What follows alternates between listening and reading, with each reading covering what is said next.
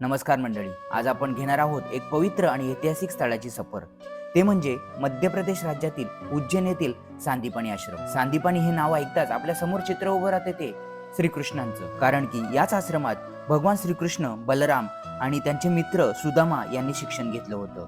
गुरु सांदीपनींनी श्रीकृष्णांना केवळ शस्त्रविद्या नव्हे तर धर्म, नीती आणि अध्यात्म यांचं शिक्षण दिलं होतं. महाकाल ज्योतिर्लिंग मंदिरापासून अवघ्या 10 मिनिटांच्या अंतरावर हे वसलेलं आहे. येथील खासियत म्हणजे येथील कुंडेश्वर महादेवाच्या मंदिरासमोरील नंदीची मूर्ती उभ्या अवस्थेत आपल्याला पाहायला मिळते. याशिवाय या ठिकाणी सर्वेश्वर महादेवाचं मंदिर असून बाजूलाच पवित्र असं गोमती कुंड सुद्धा आहे. असं म्हटलं जातं की भगवान श्रीकृष्णांनी 64 तीर्थांचं पाणी आणून या ठिकाणी गोमती कुंडाची निर्मिती आपल्या गुरुसाठी केली होती. महर्षी सांदीपनींच्या आश्रमात श्रीकृष्णाने आत्मसात केलेल्या कला आणि त्यांच्या आश्रमातील घडलेले प्रसंग या ठिकाणी चित्रित करून त्यांचं प्रदर्शन भरवण्यात आलंय. उज्जैनला गेलात तर गुरु शिष्य परंपरेचं प्रतीक असलेल्या या सांदीपनी आश्रमाला नक्की भेट द्या. हर हर महादेव.